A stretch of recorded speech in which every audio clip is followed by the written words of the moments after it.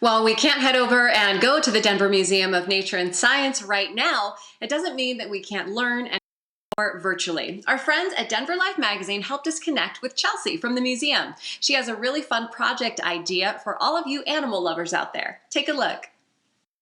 Hi, I'm Chelsea Ochoa with the Denver Museum of Nature and Science, and today we will be creating our own mishmash animal and creating a little habitat for our animal. This activity has 3 steps. First, we're going to learn a little bit about animals, their habitats, and their adaptations.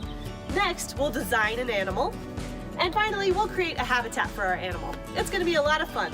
In order to do this activity, you really just need a cardboard box, something like a shoebox size, so that you can create your habitat, and then whatever kind of craft supplies you have around the house. Let's get started. So the first thing I did was I researched all different types of animals, and I wanted to know what kind of an animal I wanted to have. So I created this little sheet. I thought of a name for my animal. My animal is called the Tarana, which is Tagalog for let's go. And then I thought about my animal's habitat. A habitat includes food, water, shelter, and space. By space, I mean how much territory do they need to take up? Do they cover miles and miles of territory like a dolphin, or do they burrow in a small little hole like a Chilean rose-haired tarantula? So it's up to you to decide how much space your animal is going to take up. After answering those questions, I thought about the adaptations that my animal has. So an adaptation is something an animal has on their body, a physical adaptations, or a behavioral adaptation is something an animal does that helps it to survive and thrive in the wild.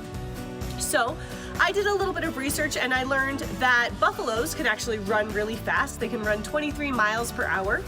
So I gave my animal the legs of a buffalo because I wanted it to be able to run really fast. I also did some more research and learned that camels have a hump on their back that is actually full of fat, so they can store calories when they're traveling in the desert. So I gave my animal a little hump on its back as well, like a camel. In this way, I mishmashed up all these different characteristics, all these different adaptations, and I created the Tarana. So to create your animal, as you can see mine right here, you can use whatever kind of materials you have in your house. I drew mine. You can see it has the legs of the buffalo here and the hump of the camel. It also has the face of a lemur, which I cut out of a magazine, and I glued a couple feathers on there to give it some ostrich wings. I also gave it some little raccoon hands in the front so that it can wash its food, because I thought that'd be pretty cool. So now I know about some of the characteristics, the adaptations that my animal has, and I was able to create a habitat from there. I needed a place that has enough food, water, shelter, and space for my Tarana. The first thing I did was go outside. I went for a walk and I looked for different kinds of things that might be beneficial to the habitat, like a leaf or a stick or some grass, anything like that.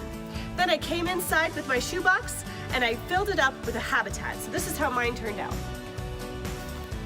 So it looks like a little diorama, just like in the museum.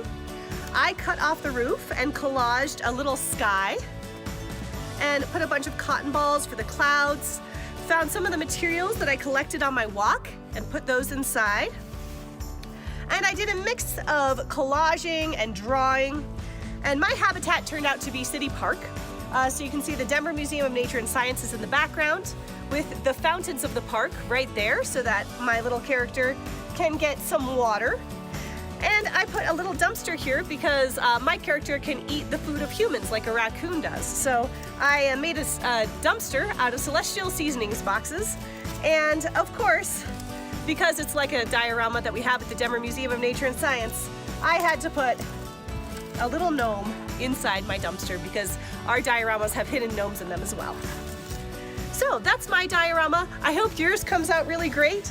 And when you do yours, please use the hashtag DenverDMNS Science Party. You can also use this hashtag to search for other cool activities you can do at home. You can find the Denver Museum of Nature and Science on Facebook, YouTube, and Instagram. And you can follow our friends at Denver Life Magazine, who are also sharing some really great videos. Thanks a lot. Happy sciencing! Check out dmns.org for more fun ideas that you can do at home. Thanks to Denver Life Magazine for helping us bring this story to you. You can subscribe online at denverlifemagazine.com.